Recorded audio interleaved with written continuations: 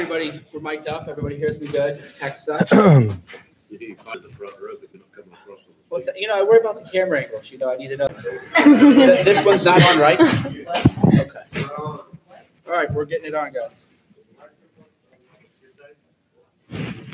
1, 2, 3, 4, 5. All right, everyone. Welcome to the American Priority 2018 conference. Our honored guests, of course, are here. This is your first interview. That's right. Afterwards, outside of the gates, and you made it through, and you're here with and you made it through with your wife. I did. You made it through with your wife. So we're going to do this a little bit differently. I know a lot of people in the back in the mainstream media probably have questions. So if they have anything they want to ask and write it on a piece of paper, they can hand it to Tom. And because George and I, we spoke, and there's nothing's really off limits, right? Whatever people want to talk about, he's here to talk about. I'm Mike Cernovich. We just showed our film last night, Thursday. I first heard about George's story from Twitter. That's where I know most people from Twitter. If I don't read your Twitter, I don't know that it happens. And the cell phones are off. And we're here to have an open, freewheeling conversation about what happened and how you got here. So before we get into the really deep stuff, how does it feel now you're back? Well, it's an honor to have the American Priority Conference host me. I feel at home here. I feel I'm with family here. And I've just been welcomed with open arms. And for me, that means the world to me. Because while I wasn't in prison for that long, it's still not a place anybody wants to spend even 1 minute in, let alone 12 or 14 days, whatever I was in there. You're away from family. You're away from friends. You're away from the world, and you're living in a underworld, and I never thought in my life that it would have happened to me. I didn't think it happened to people working on presidential campaigns or, transition teams like I was, and just really doing their best to help their country and not ever looking to harm their country like I never did. So I met interesting people. I saw it as an experience, and a good experience. And I'll get into that later.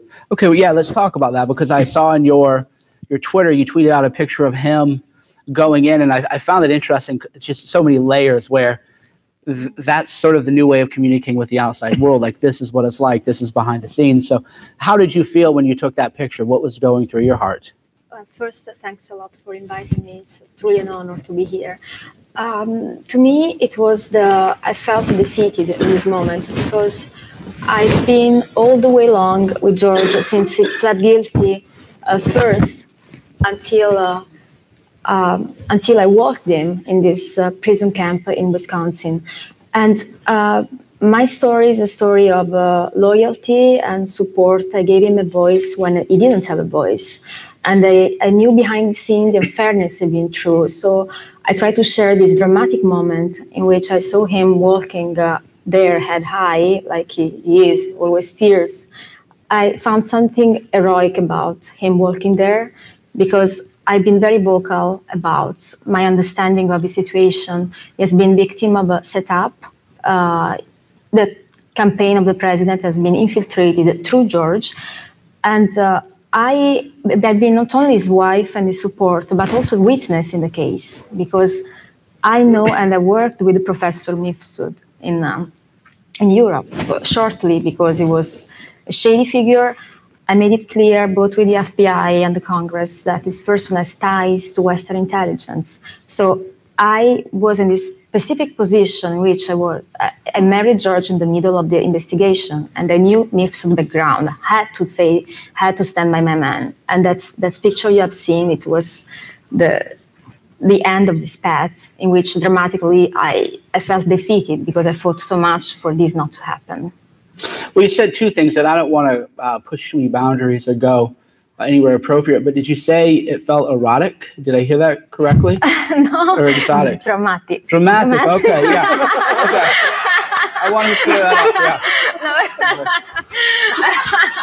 We're in very dangerous times. I was like, okay, let's just clear the record up here, get that out of there. Some women like the tough guy image. Well, actually, Hey, man, I don't judge anybody. Everybody's But you read my mind because I was attracted by this adventure, and so well, he didn't break. Like but so I'm like, okay, do I ask her about that? Did I hear it incorrectly? So dramatic. You're reading my mind. Yeah, he's got a good look to it. So, but you in the moment you felt defeated. Defeated, yes. Yeah. Because I knew that he didn't deserve in any way to end up in this place. I know this is a completely fabrication because I know Mifsud and I know George. And if there is somebody farther from the Russian collusions fantasy is George. They end up even creating the fantasy, I'm a Russian agent. So I say like, this is my husband, I'm the spy who loved him. Yeah, I mean, there's a lot going on to the point of absurdity, which is I go to the Russian-Turkish bathhouse on East 10th Street in New York. So I always take a selfie. I'm colluding with the Russians. Well, do you like Russian food? Because if you're spotted at a Russia house, here. Well, I like the platza. I like when they beat you up with platza, and there really is a rare kind of a weird xenophobia in a way where we're always told xenophobia is bad, but like, oh, Russians, now we're supposed to be afraid of Russians is actually quite bizarre. But what interests me about this whole drama, though, is I don't think most people, you read it in the headlines, but you don't really know. It says 2 agents, they came over, they interviewed you. Everything's just cozy. But what's that really like when you hear the door? Did you get the big, loud cop knock at the door? No, I got a phone call as I'm out of the shower and shaving. And the same day that they came to my house, I actually was going to be talking with joining the administration with certain contacts I had. And so it was a very awkward moment. You know, I get a random call at 9 a.m. I'm shaving. I'm half naked in my shower. And, this is the FBI. We're outside your house. And I say, with the FBI outside my house? What did I do? Okay, that's no issue. They come in my house. And they just basically start telling me, like they probably tell everyone, that you're going to help national security. Mm-hmm. You're a very important person that we need to talk with. And you're a patriot for coming to help us. And I do love my country. You know, I have a different view of the federal government now than I did probably a year and a half ago when I was maybe a little younger, more naive, whatever you want to call it. But I went in, you know, I put my suit on to match them because I thought it'd be a professional type of encounter with 2 federal agents. And basically I get there and there's the excuse that they used to talk to me was a friend of mine in New York who, in my mind, the person was not a friend, but it was a person who had reached out to me, Sergey Millian. Mm-hmm. And Sergey Millian, I guess he's part of the Steele dossier or a source of the Steele dossier. And, he was trying to set me up in various ways as well. And I could get into that later. But so anyway, I get there, and within 5 or 6 minutes of showing me a picture of Sergey, they say, we're not here to talk about him. And I said, oh. And then 2 weeks ago, the 2 weeks before that, I remember one of his associates telling me that he was working for the FBI. So my mind was, was spinning. And we just go off onto various topics, about my ties to Israel, which was about 80% of the conversation. If I was being cultivated by Israeli government officials, why I knew people in Israel, why I knew people in the Middle East. Because actually that's what my professional background was. I have nothing to do with Russia. And that's why it's so bizarre that I fit into this character of as the epicenter of a Russia conspiracy when I've never traveled to Russia. I've never knowingly met a Russian official in my life, and I don't speak Russian. But I've dealt in the Middle East a lot and in Europe. So it was very confusing. And then they bring up, did you ever hear anything about emails? And I said, from a Russian government source. And I basically tell them no, but a Maltese man, and this is public record now, told me X, Y, and Z, that the Russians have thousands of Hillary Clinton's emails. Now, at that moment, I thought I was telling the FBI that there was this strange man who had this information, might have been working on behalf of Russia, and you should certainly look into him, just like any patriotic American should do. Even, And later on, we find out from this man's own lawyer, my wife, then girlfriend, who knows him, explains that he was never working for Russia. He was working with Western intelligence and probably the CIA, the FBI, and others. So my entire case essentially is built on this professor who the government tried to project and portray falsely as a Russian agent, but the whole time he was interacting with me for about a month or so in London, he was actually working on behalf of Western intelligence. So given that foundation, that corrupt foundation around my case, led to numerous other incredibly bizarre, strange meetings, encounters I had with other Western intelligence sources, because in my humble opinion, they were really after what I was doing in the Middle East, and possibly I was viewed as a threat to their certain goals and objectives of various governments, and that's why they wanted to really take me out. Now, how long was the interview with the FBI? It was about an hour and a half. It was the only interview you had with them? No. I had subsequent interviews, and I'll never forget my subsequent interview with them where they brought in the attorneys from the FBI to speak with me as well, and I told them, this person told me about emails, but it seemed that they weren't interested in him. Even during my first interview, my second interview, I was telling them, this man told me that the Russians have emails, and they didn't care. It seemed that they were just more interested in who did I tell on the campaign about emails, not actually more about the source. So it was very bizarre, and I guess that's how my entire case started off on the wrong foot. Well, how many interviews did you do with the FBI? I had 3 interviews initially, and then after my arrest at Dulles, I had, I think, 4 or 5 sessions with Mueller. Okay, so you had three interviews just with the FBI. Were they recorded? I believe so, yes. Okay. And the first interview was just with the 2 agents. The next one, they bring in the lawyers. Was it an intimidation thing? Did they steamroll you? Was it still, because the way they warm you up is it's all very friendly. Come on, we're just going to have a good chat. We're going to go talk. And there's no fear in it. So that's why you always read people say, why they talk to the government. It's because it isn't like they kick down the door at the battering ram. They come on over. Hey, let's have a conversation. Was it like that with the other 2 interviews? I don't think this is why I'm very happy I have this platform to actually finally explain this. I viewed the FBI as hostile to me about my ties to Israel, actually. And that's something probably no one in this room ever knew. But what did they ask you specifically about Israel? Basically, why do I know that diplomat? Why was I traveling there? Because, can you name names of the specific people they asked you about? For example, certain ministers. I don't want to actually disclose their names because I've dealt with them in the past under confidential terms. But I was looking at them and I was saying, what's wrong with what I'm doing? Because I used to work in the energy industry. So just so everybody understands what my background was and why I had these connections to Israel and in the Middle East in general, I was advising American energy companies doing business in Israel and helping both American interests and Israeli interests by making them energy independent and obviously helping our coffers back home. And I guess that wasn't viewed favorably by certain elements of the Obama administration.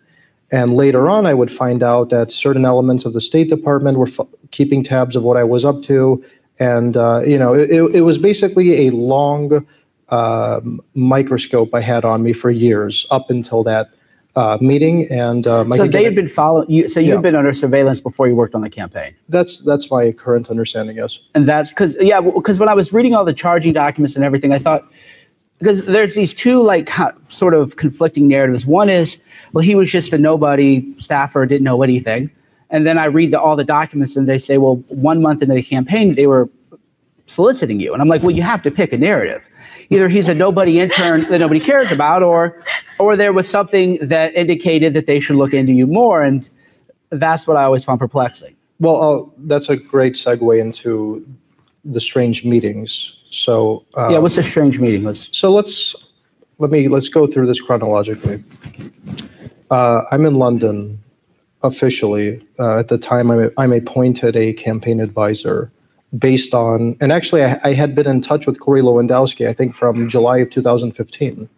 So how'd you get in touch with him? I just sent him a message, and I said, I was working at the Hudson Institute in Washington, D.C. It's a think tank here, dealing with energy policy and the U.S. relationship with Israel and Egypt.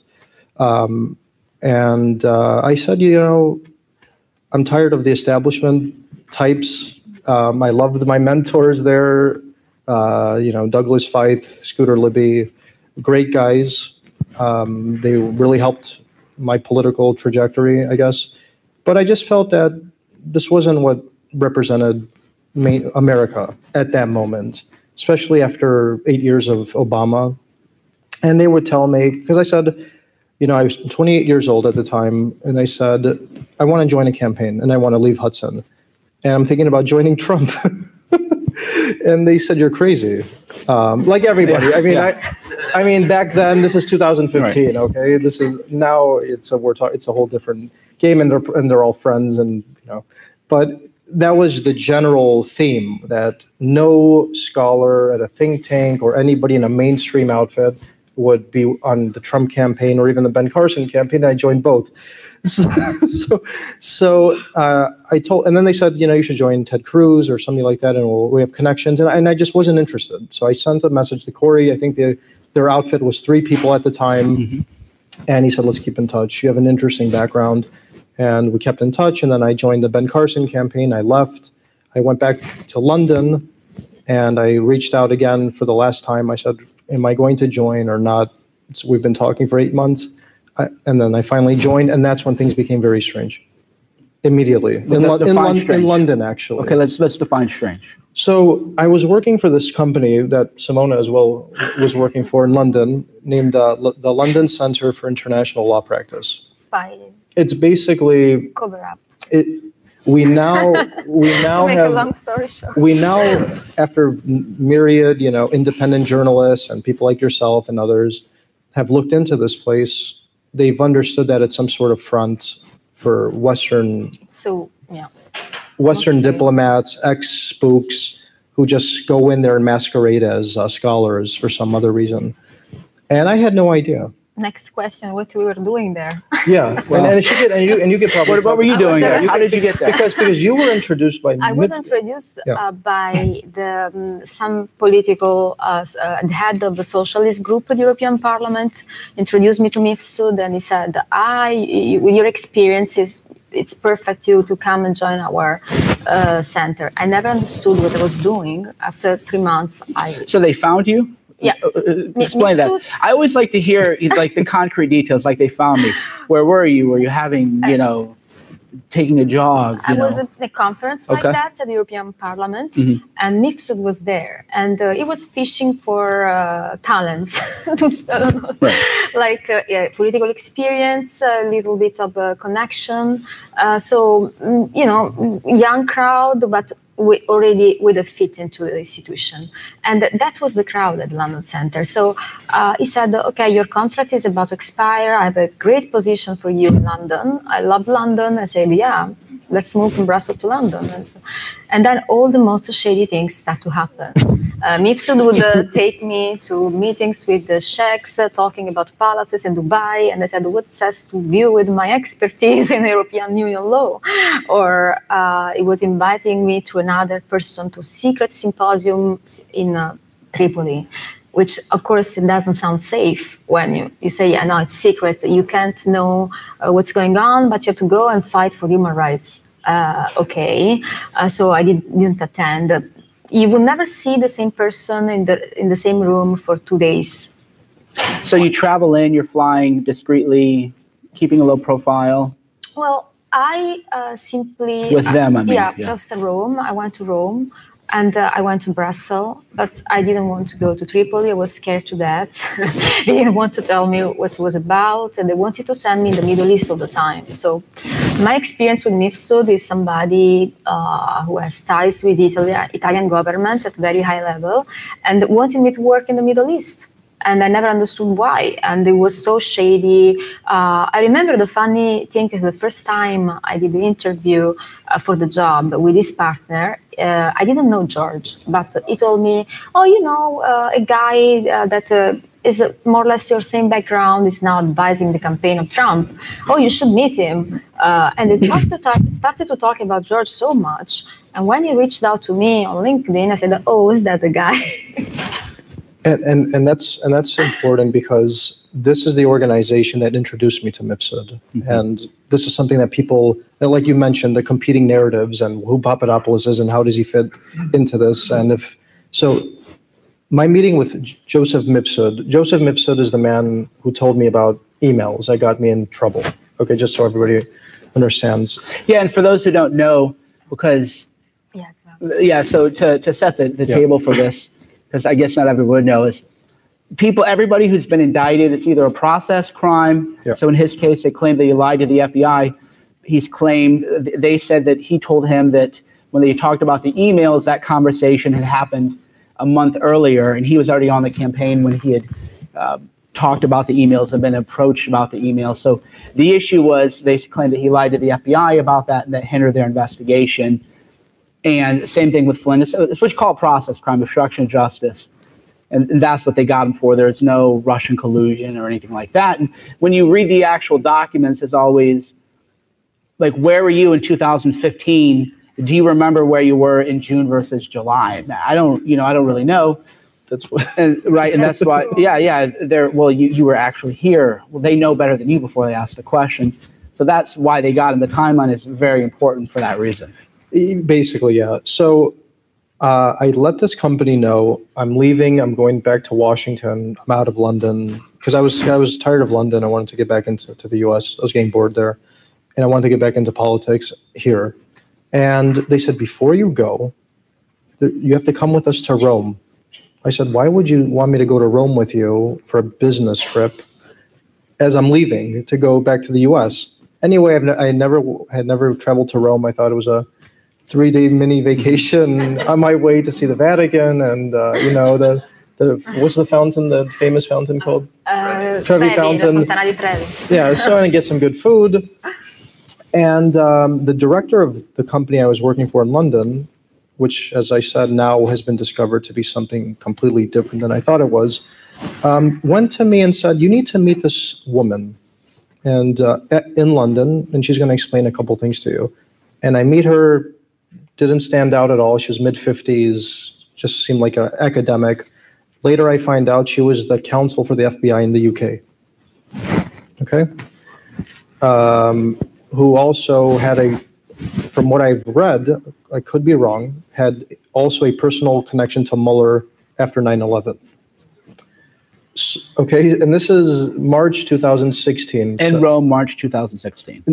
I met her in London where she was working for my company. Right. And she said, you should go to Rome. Okay.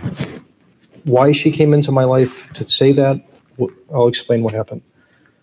I then go to Rome, to this university named Link Campus, okay?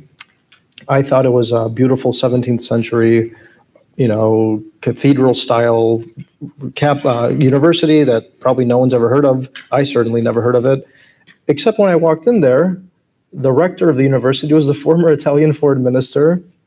There was a symposium being held there with opposition leadership from Libya at the time, which was a divided country. And just you would see all these higher ups in the policy and intelligence world. So I said, okay, this isn't a random university. No, definitely not.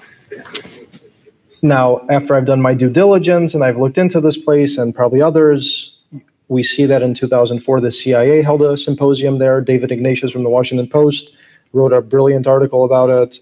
FBI agents go there and teach courses. FBI, not Italian, FBI, American. So basically, it's a spook school for Western intelligence. But I didn't know at the time because you're not supposed to know these things when you're being entrapped, basically.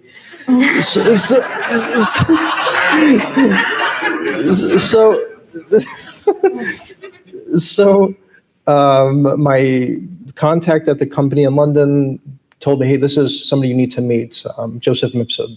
And he disappeared. And then that's when my company director disappeared, and Joseph Mifsud supposedly knew everything about me before I got in there. And he's like, so you're the Papadopoulos guy joining the Trump campaign. I said, yeah, who are you? I didn't know who he was. I know the Vietnamese prime minister. I know this guy. I know the State Department. I mean, he presented himself as a man of the world who could connect me to every country you could imagine, including Russia.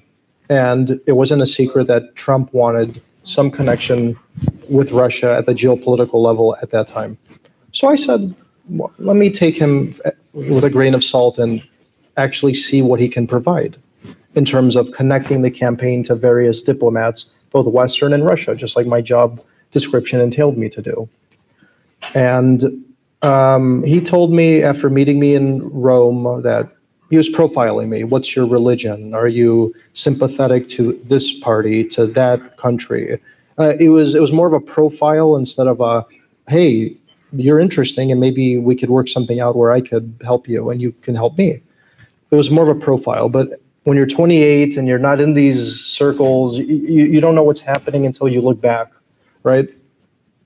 So he tells me... Well, and you feel important too. You're a young man meeting important people, right? Well, you think they're important. Right. And that's, you think these are, but that's the point of intelligence. It's all fake, and sometimes you shouldn't believe everyone that you meet in those worlds. So I said to myself, okay, let's see what he can offer. I go back to my company in London as I'm transitioning back to Washington, and I speak to the director at the company in London, and he says, Mifsud is going to introduce you to the niece of Vladimir Putin. And I said, what? Within a week, I'm meeting the niece of Vladimir Putin from a guy who's never been to Russia, never met a Russian official in his life. Now the niece of the president of Russia wants to meet with me? Wow. I'm on cloud 9, right? And so basically that company was in on it, Mifsud, and there was some sort of game going on. I meet Mifsud and Putin's fake niece. Putin doesn't even have brothers and sisters, let alone that girl being his niece. So I don't know why he said niece. I could have, if I had just done a simple Google search instead of, And this girl, whoever she was, there are rumors that she's simply a wine store manager, or she's like... Okay, so where'd you meet her at? Yeah, let's go. I like... But then, other people like my friend Dan Bongino, he says that she was Western intelligence too, as part of an operation. So I don't know, because it's until the whole thing is declassified, I guess we'll never know who Putin's niece was. Where did you meet her at? So we met at a beautiful hotel with Mifsud. Mm-hmm. And, she barely spoke English. And this is very important for everyone to understand why things became very suspicious moving forward. Barely speaks English, smiling, not contributing anything to the conversation about Mifsud and I. Moving forward, she became whoever that person was I was talking to or writing to via email. She wrote in fluent English, became a so-called middle woman to the Kremlin and the world, and basically deflected Mifsud away, and she became some sort of person I was supposed to deal with. And I said, okay, and instead of dealing with the academic, now I'm dealing with Putin's family. Probably get me a little faster access, but that never happened. And this was why it became very strange, because she and Mifsud began to write to me that the Russians know about you, they want to meet you. The Russian ambassador in London can't wait to meet you, and I've set up the meeting. And at that time, I did want to meet with Russian officials, just to understand what the relationship was. It was probably naive on my part. I mean, you wanted to build, that's the whole thing. Everything now is being reprogrammed in terms of where it was at the time. Nobody thought Russia was a thing. Nobody cared about Russia. No. When exactly. During the debates, Obama ridiculed Romney, the 80s wants his foreign policy back. Yeah. But now suddenly everything is nefarious when it's just a thing, and you're building your network, you're a young man on the rise, a young man in a hurry. That's exactly what it was. But then they never actually introduced me to any Russian officials. They just kept writing that we're going to do this. And then that's when I started to feel suspicious. And I remember I messaged whoever that person was. And I said, did I meet you in London? Are you the same person? No response. Mm-hmm. So I stopped talking to whoever that was. I started to distance myself from Joseph Mifsud at that point, and I believe he began to realize it, or whoever was running him began to notice that. And then he sent me a last email, as far as I can remember how it went down. And he said, I'm returning from Russia. Let's have one more meeting in London. I said, okay. And that's when he drops his bomb on me. Okay. Out of the blue, unsolicited. I had no idea what he wanted to talk to me about. It's as if I'm sitting here and then I'm telling you I have a kilo of drugs on me right now. No one's expecting it. But you know, that's how, yeah, the expensive kind. But that's how awkward and random and this info was that he just dropped on me. And recent revelations and discovery that has come out that I can't yet disclose how I know, or that there are transcripts of my meeting with this person. Now, if he was a Russian agent, why would the US government have transcripts of this person dropping this fake information on my lap and basically seeing what I was going to do with it? So after that meeting, that's when things get even stranger. But you had it, but I want to stop there for a moment because you had a pre-existing relationship with Mifsud before. For about a month and a half. Yeah. Okay, before you were working on the campaign. No. Okay, you met him after you began working the campaign. So I met Mifsud in Rome for the first time ever. I guess 2 days after I joined the campaign, over a Skype call. But my name hadn't gone public, like everybody's name went public, I think, on March 21st. Mm-hmm. I think I met him in Rome around March 12 or 13. And did he know that you were working the campaign? Yeah, I think I told him I'm leaving, and so it's nice to meet you, but we're probably not going to talk because I'm leaving. Yeah. So after Mifsud drops this information on me, that's when London becomes a very strange city to me. That's when U.S. intelligence officials reach out to me from the embassy and start to question me and ask me. Yeah, what does that look like, though? Because, you know, you lived it, and what we're trying to do is tell the story. And so reaching out to you, what does that mean? They're calling you. How does that go about? Yeah. Oh, so let's backtrack. So the Mifsud meeting was April 26, 2016. I think 2 or 3 days later, the Times of London calls the company I was working for, and the Times of London is London's most powerful newspaper, and said, we want to interview Papadopoulos. And I said, that's fine. I talked to the campaign. They said, you should do it. I said, okay. Began to talk with them, and that's when that sensationalized headline came out about David. At the time, the UK Prime Minister was essentially disparaging candidate Trump, calling him an idiot, a moron, or for his proposal of a Muslim ban and other policy proposals that, whether the UK liked it or not, there was a lot of support for that in this country. And that's why President Trump, or candidate Trump, was talking about it. And then he changed, he modified things. But, you know, as a candidate, you just throw ideas out. Nevertheless, it's not another government's business, especially an ally, to publicly disparage a candidate for any idea. And basically, the Times of London asked me, do you think that he should apologize to candidate Trump? And I said something along the lines of, yes, he should. And the same night that happened, Piers Morgan calls me, I think at 11:59 p.m.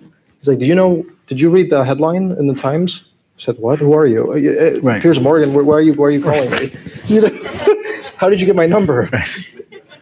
And he's like, yeah, I need you on my show at 7 a.m. tomorrow. He has some show in England.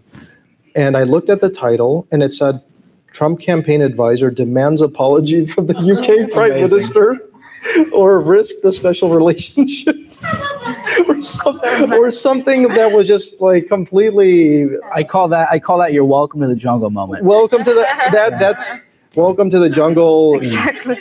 Half the campaign hated me for it, half loved me for it. It was one of those kind of things. And so I said, I felt kind of good. I got a message, I think, from Hope Hicks, like, don't worry, you're cool about it.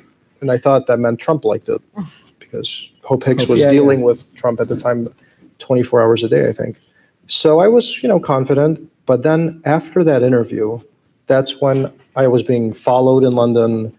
I began to notice just people watching me that looked like, could be British intelligence, maybe CIA, trying to figure out what I'm doing. And 2 days after that, that's when the U.S. Embassy reached out to me. I think they were CIA. I think they were intelligence officials, either DIA, CIA, something like that. You never really know. Right. And I said, yeah, let's meet. I have no issue. I used to talk a lot with U.S. defense attachés and U.S. military personnel in the Middle East, in Athens, in Tel Aviv, in these kind of places. So I was quite comfortable. But this conversation started off on the wrong foot. They began to, one guy started talking Greek to me to kind of show that I know your background as a person who was dealing in Athens with our military people. And the other guy was like, I know your energy business activities, because I finished my thesis at Tufts on some pipeline. So those two were sent by somebody to basically probe me about my activities, personal activities, who I was hanging out with in London, who I was dating, very strange questions, and then wanted to ingratiate themselves within the campaign, which I found incredibly bizarre. And what do I mean by ingratiate themselves? They wined and dined me as if I was Marilyn Monroe or some model. I was like taking your wife. Well, she would have deserved it, but I just say, hey, if you want to spend $700 on wine and food, let's do it. It was wine and dining. It's just like, and they're just pouring drinks and this, and I said, it's quite a lot of money to be spending for two government workers. I mean, they're not poor, but they're not millionaires. Right. And I've never spent $700 on a dinner myself, and I've never seen it, let alone somebody you just meet. And then I say, okay, I kind of want to distance myself now from these two guys. And they're like, no, please, we want to join the campaign, essentially. Mm-hmm.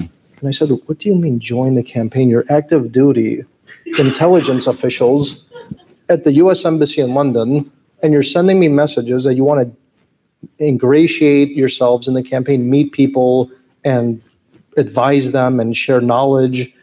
And I was just, a little cautious at that point. Do you remember their names? Yeah. It's Terrence Dudley. Mm-hmm. I think he's still at the embassy in London right now. Mm-hmm. And Gregory Baker. Who wrote me a message 2 days ago on LinkedIn? Who wrote you a message? Gregory Baker. This is crazy. That's like he wanted to have an update about my job situation. I guess they're still following us. I forgot. It's like 2 days ago. Give me a screen cap of that. Tweet a screen cap of that out if you still have it. I didn't even know. I forgot to tell you because you were in prison. I could not say that. Well, that's a good. That's how did I only escape with 10 days of jail with all this going on in my life? So, by that point, I was tired of being wined and dined by these two guys. And, I didn't like that they were really interested in the campaign stuff. And they told me then, yeah, but you know what? You need to meet our people in Athens. Our people meaning, I assume, CIA guys. Mm-hmm.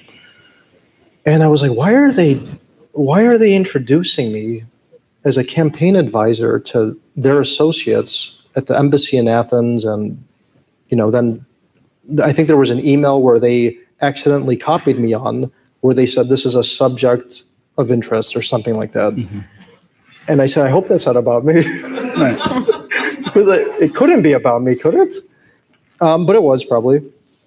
And so you had those guys. So let's just so everybody's following. April 26th, I get this bomb dropped on me about emails. 2 days later, the Times of London comes into my life and we have this headline. 2 days after that, we have U.S. intelligence coming into my life. And 2 days after they left, that's when the Australian guy reaches out to me. And this is no random Australian diplomat, just so everybody understands. We know now, yeah. Yeah, we didn't, now we know.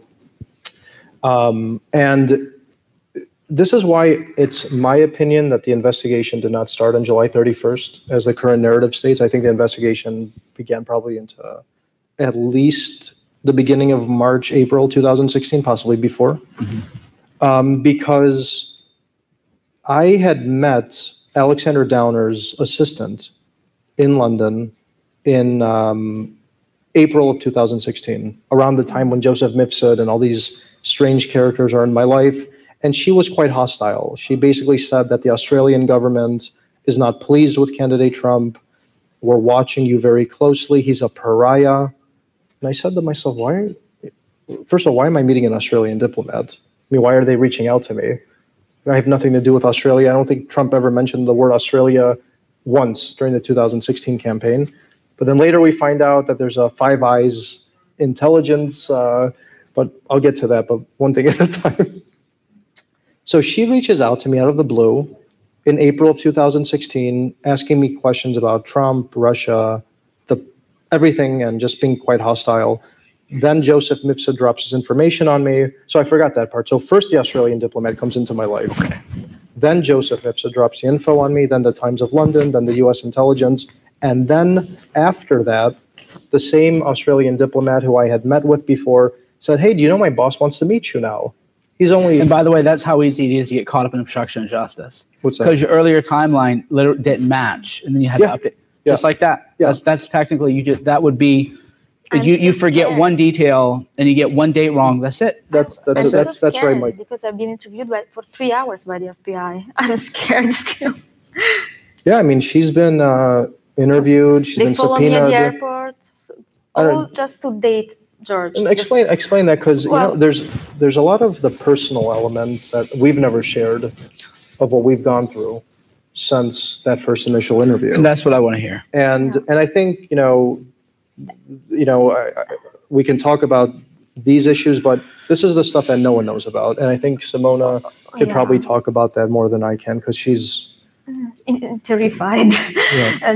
While the second trip I did to Chicago while we were dating, I come after flight from London to his home, and 2 hours later, I have an FBI agent knocking his door, delivering me a subpoena from Mueller. I was shocked. I was shocked because the day I pled guilty. That was right. Wasn't that the day I pled guilty? That was for the day you pled guilty in Washington. So I was with his mother at home.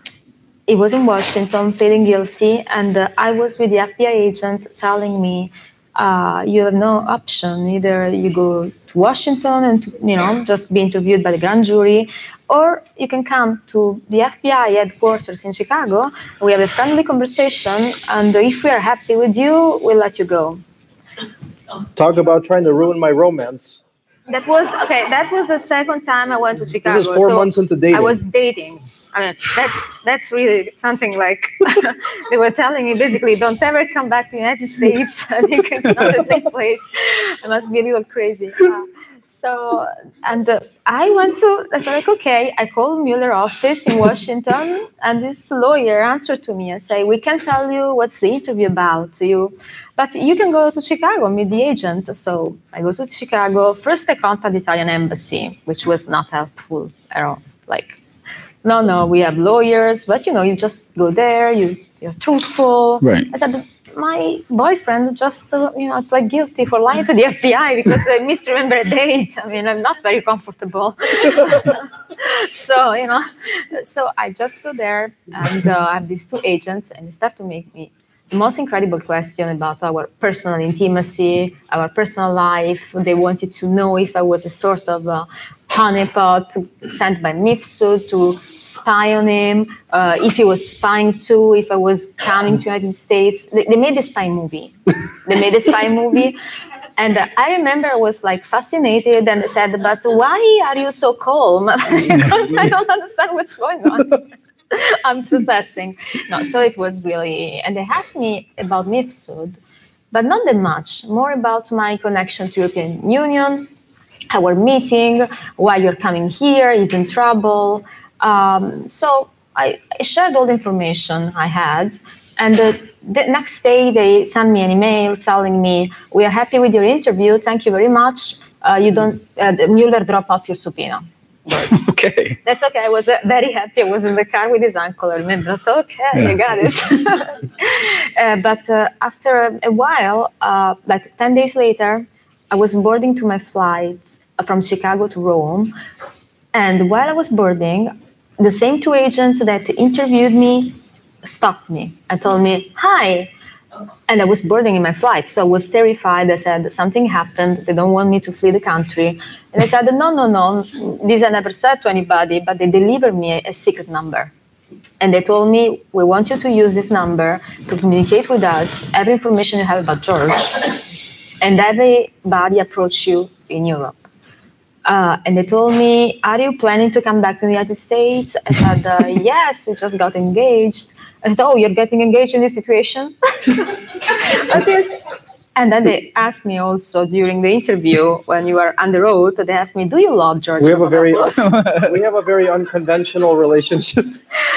I said, if they find out I don't love him, I go to jail. So better I play the role.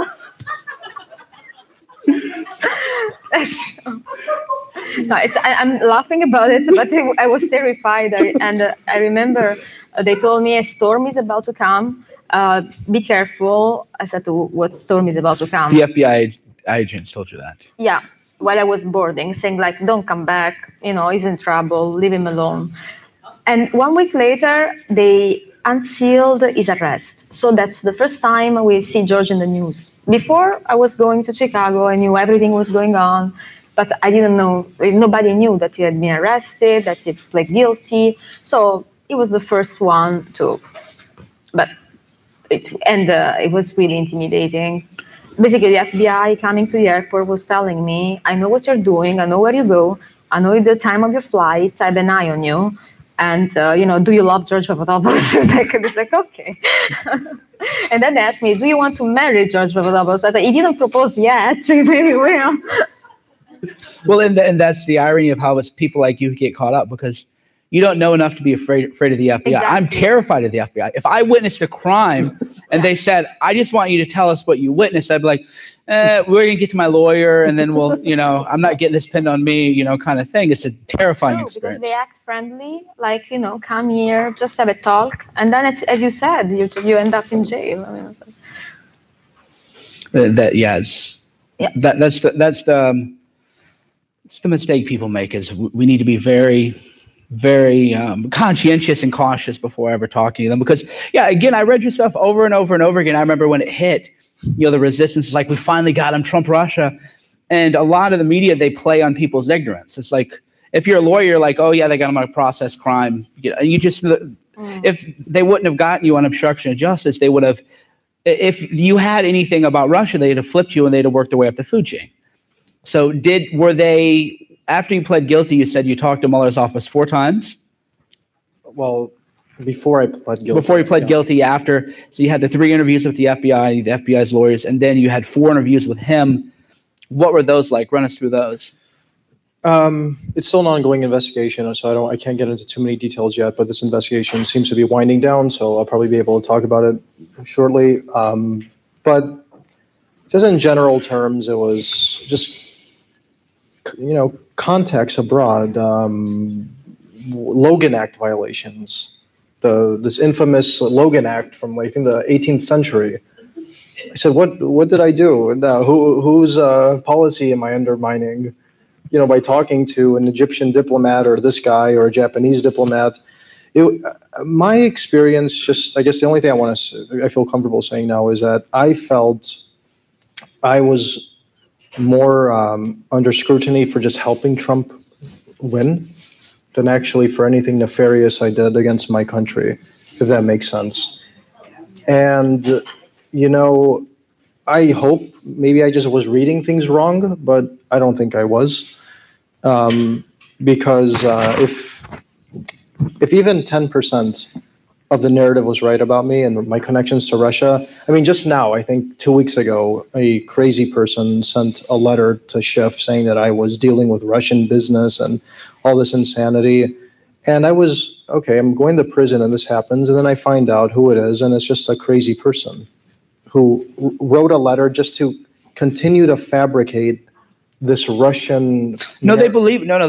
They really. It blows my wife away because she lives with me, and we had a reporter. No, I had like a devil's bargain. Like a reporter said, I think it's time to write the redemption piece on you. It's like, redemption? I don't need your guys' approval. I mean, I'm more popular than you, but he goes, but he said, you have to tell me everything about all the Russia stuff. And Sean is like, these people really believe it. No, they really, they believe it. And I know they do because in my house, I've had the New Yorker, Der Spiegel, the LA Times, Politico, and then they watch me work. And those people never, ever talk about the Russia stuff much anymore because they realize like, oh yeah, they're just like regular people. But a vast majority of journalists, and that really is kind of the dangerous part of it, is they're zealots and they really do believe that Russia's controlling everything and it's making them lose their minds. But do you know what I found fascinating about kind of this fake narrative? The day before I testified behind closed doors for 7 hours on Capitol Hill, Joseph Mifsud's lawyer went public and said that Mifsud was working for the FBI. I'm not saying it. His lawyer is saying it. So after that, there were reports that Mifsud now wants to testify to the Senate. And if he testifies to the Senate, that would take a lot of gumption, to use a euphemism, for a Russian spy to go in front of the Senate and talk about his efforts to subvert democracy and hack emails and help Putin and Trump. So this is something, I guess this space, as they call it, is something that I'm really intrigued about, to see what Joseph Mifsud, if he does end up coming and testifying under oath to our Congress, and what he has to say. Because all that we know at this point is that there are transcripts, and that his lawyer is saying that when he was interacting with Papadopoulos, he was under the guidance of Western intelligence. So if that's the case, which I don't understand why his lawyers would be lying about him. I'm represented by some of the top lawyers in this country. And there was no way that they would go public and lie about me or create a fantasy around their client that doesn't exist for no reason whatsoever. Because then, they could get sued, and it's just not a good look for any lawyer to do that. So that's something that I'm very interested in seeing what happens. And my understanding is that there's an agreement, according to Mifsud's lawyer, that Mifsud has with the special counsel that he will speak freely once the investigation is over. So that's something I'm very intrigued to see what comes about. Yeah, it's been a wild ride. What's the one question you've never been asked that you've always wanted to be asked? That's a good question. How did I get so lucky to have her marry me in this? How did you get so lucky to have you marry her?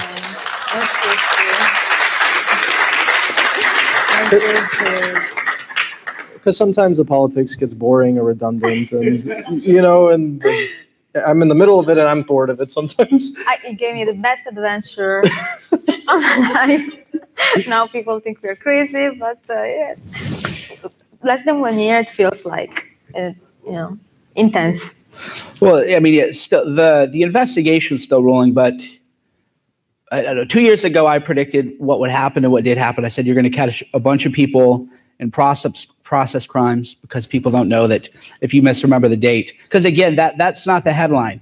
George Papadopoulos misremembers the date by a month, right? When you actually read the legal documents and you're a lawyer as I am, you're just like, wait, this is what they had on him, right? And then the general public's ignorant about sentencing, and they go, oh well, he only got 2 weeks, so he must have like given him a bunch of info. It's like no, that's like within guidelines, 0 to 6 months. Like if you're a lawyer, you just look at what happened. You're like, oh yeah, this is kind of like just a whatever. This is people lie to the FBI every day, and you get 0 to 6 months usually, unless it's egregious. And then it gets spun into something crazy. So do you get a lot of death threats? It's the funny story. So I started off as the darling of the left, when I couldn't defend myself, because then I had narratives created for me. So then every day, and look, I'm not saying, No, I remember that. You were their patron saint. There's a new one every month. I was the patron saint without ever uttering a word myself or ever going public about my story. I never understood that. So that for me was so frustrating to see that happening. I was like, my goodness, so my entire life is crumbling before me to fit something that it's impossible to fit, because back to the original point, I've never met a Russian official in my life. So how am I involved in this? And that's where Spygate comes in. But as we were discussing earlier, and I don't know. What's your take on it exactly? I remember that there were misinterpretation about George cooperating and being a patriot. They thought that this would lead to Trump impeachment. Yeah. I never said that, and he never meant that. And when I went on Fox News the first time, when he could not talk yet on Tucker Carlson, and I said, wait a minute, I want to set the record straight. This guy has been set up. I had all Twitter threatening me. She was taking the let's talk about that. So what happened then? That take us to that moment. Yeah. I remember we were in our studio where we were living in Chicago. We were just listening to people talking about George as the one who was talking to Mueller about Trump connection to Russia. And he said, I don't have any connection to Russia. They were trying to extort from George information that he didn't have. And the question was always the same. And they asked me, who George communicated in the campaign about the dirt on Hillary Clinton? Basically, they wanted to use him to find, and he never did it. So that's why Mueller was not happy with his cooperation. That's why I recommended the worst at his sentencing. I remember we were just spending our time, and Fox News invited me to talk because he could not talk. So I was his voice. And I said, no, this is not correct. I mean, this narrative has been distorted in a way to present a reality that it's not. And once I went vocal on the entrapment, on the Spygate, then I had basically half of America threatening me. Journalists from left, the same one that were writing beautiful article about me, slandering me, try to discredit me, but with reckless lies, I'm a lawyer. No, she's not a lawyer. I am. It's not difficult to check this information even in Italy, or many other things like that. So I had these attacks that were very violent, and they were all oriented to undermine my credibility because they don't wanted me to prepare the field to what happened now today. Because now we can talk. And of course, better than me, can tell you. And there were the death threats too from Twitter. Yes, I did. I had some. They said Russian spy, pay attention, I'm going to kill you. Yeah. If I see you, I kill you. I mean, this is the depth of insanity we've reached. Where my wife is Italian, from Italy, born and raised. She just happens to be blonde and blue-eyed, but because of that, I'm Russian. They call her Russian just to fit another narrative. That there's a Russian spy married to me. I mean, this is where. Like it. No, I read that. I thought she was Russian. It's an interesting spy movie. Many people think I'm Russian. Before I looked into it, I thought she was Russian. No, that's why I read. They're like, oh, he's married to this Russian, and I was like, oh, that's an interesting plot twist. I hadn't realized it. But because what I've noticed is that when people, the media, don't get death threats, it never gets supported. Has a journalist ever asked you about the death threats? No. No. Yeah. Never. No, they won't. And they won't. Never. They say, oh, they're trolls. But actually, it's scary. The amount of hate I take every day. My account has been hacked at least 3 times. And I deactivated my account today, by the way. Because I just I can't take it any longer. We'll be back maybe sometimes, but I won't miss it for the moment. Yeah, I mean, that's that's one thing you do notice is that there's all these articles about, if anybody on the left gets a mean tweet, it's a big story. But then when the left makes death threats on people, you'll never read that. You'll never read that in the media. No, I have tough skin. I really do. And it's even for me, it's hard. I mean, but then thank goodness that we have patriots like people in this room and loving Americans who, not only, and this is something I must say, is kept us afloat financially through helping us with GoFundMe until we were able to, work on other issues, other projects, morally, spiritually. I remember, I'll never forget this moment. The day I was going to prison, it was hectic day. You know, we got in a fight because of stress, and you could understand. I mean, it's a chaotic day, and any little thing happens, it's overblown. And you know, I was very upset and stressed, and she was crying, and I was yelling, and I was like, so this is how I'm going to prison. I'm going to prison with my wife crying and a fight. And I said, oh my goodness, this can't happen this way. However, as we were driving to the prison, a pastor from Houston, Texas, had no idea who this man was. He knew who I was, and he knew who Simona was, sent me a message, or somehow sent a message, I think on Twitter. Brother George, Sister Simona, can I pray for you? And I said, yes, of course. I mean, we weren't even sitting together in the car. We were just, there was so much just tension, you know. The moment that gentleman got on the phone and started praying for us, it naturally brought us together, you know. Yes. And yeah. And that's that moment. I mean, I tear, you know, just thinking of it, because I teared in the car. It was, God was in that car. God was with us. And it was basically a eulogy that, you know, the light comes after the darkest period. And I see it now. I actually wasn't even supposed to be at this conference, but by some miracle, I was able to get out of 2 days of my prison sentence, and I'm here speaking to everyone here. And that prayer brought us together, kissed my wife, and I held my head high, and I went into prison, into the unknown with courage and strength that just moments before I had none of. So that for me, you know, was one of the most beautiful moments of my life and my marriage with my wife. Well, on that note, one last question for you first, and then you. What would you do differently if you could live your life differently? What? Sorry, what? If you could live your life over again, what would you change, if anything?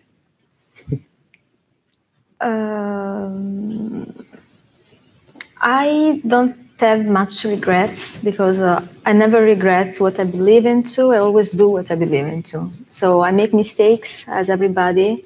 But I think even going back to this very difficult year, I would do it again and again, because in the end, it brought me the love of my life. And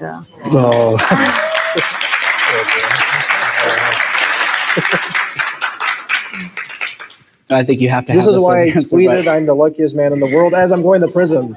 I mean, who could say that? I can, and it's because of comments like that. And is that the same question to me? I'm like her. I don't regret. I love politics. It's what gets me going. I don't know. It's like an animal instinct that I just love it. And maybe that's why I had all this activity around me. But if I wouldn't go into politics, I'm a huge baseball fan. I loved playing baseball in high school. I probably wanted to play for the Chicago Cubs or something like that. not bad. So, but I don't regret my choice in politics. And I hope that this experience doesn't stunt me from progressing in politics, because I'm not the oldest guy in the world. I'm 31. You know, I've had some interesting experience, and I hope to continue into it. Well, thank you. I hope you're right about the first day in prison. I was reading it like a novel, so I hope you're keeping track of all of it. Thank you so much. Thank you so much. Thank you. Thank you.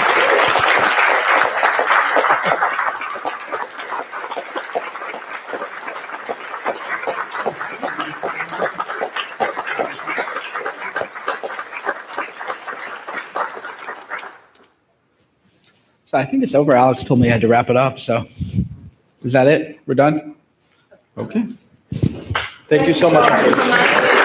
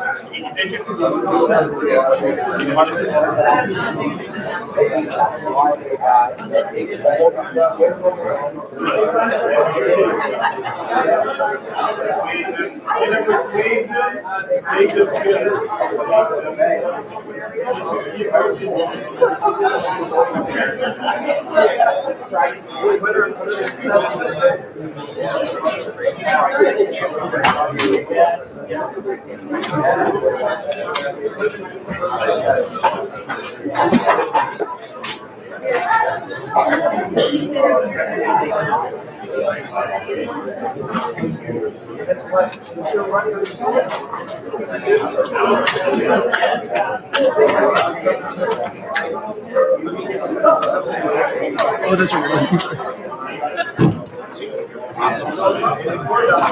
You guys need to write a book. She gave me a good idea how to be a supportive wife. Oh my goodness. I just wrote a book called Make Love Great Again. And I do a podcast for that. And it's like we need more people that know how to be a supportive woman and a supportive man. Yes. You know, we have too many people that are selfish these days. And Exactly. That's the thing for why people think I'm a spy. yeah, Because it's so because you're so loyal. Yeah, you know? exactly. That's exactly what it is. Exactly. And that's an interesting idea. Thank you. I would love to get your guys' information at some point and do you on my podcast. Absolutely. Yeah, thank you. Can we move back this way? I just want to say I'm going to London for London. We're going to move back. I lived in London for 4 years. Space. What's a bit more space? Thank you. Yes.